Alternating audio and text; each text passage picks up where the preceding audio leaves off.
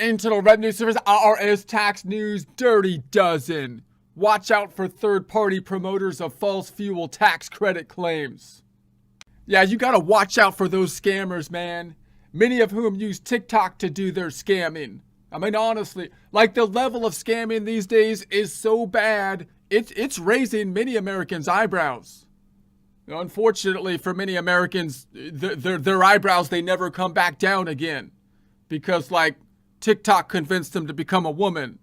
And apparently having your eyebrows permanently lifted like an inch or so on your forehead is part of the process. Like, I think maybe they're trying to emulate Nancy Pelosi's eyebrow style, like in the top of their forehead or something.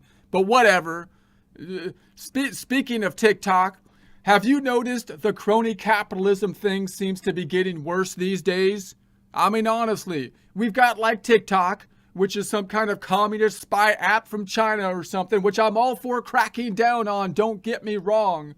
However, after the Twitter revelations about the government pressuring U.S. social media companies to silence free speech, and the evidence pointed to equity algorithms being used on like all of these social media platforms, it becomes difficult to stand on firm ideological ground when calling out the commies these days. I'm just saying, it becomes a little bit difficult. We're kind of standing on quicksand calling out the commies. I think this whole crony capitalism thing is because politicians are generally miserable, attention-seeking, power-hungry deceivers. And as we all know, misery loves companies, which is why the politicians keep getting in bed with the companies, which leads to the crony capitalism problem.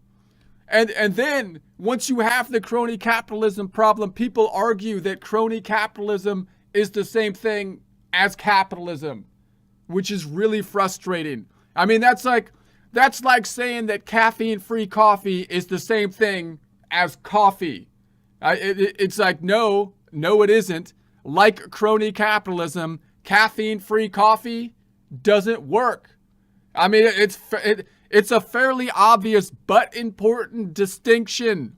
A distinction one should not overlook, lest you accidentally reach for the caffeine-free coffee just before you go visit like Bill Cosby or something, which could be a bad mistake.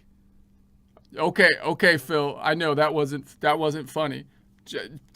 Go ahead and edit that one out. Edit that one out, Phil. Anyways, the point is, I like my capitalism like I like my coffee, without a prefix.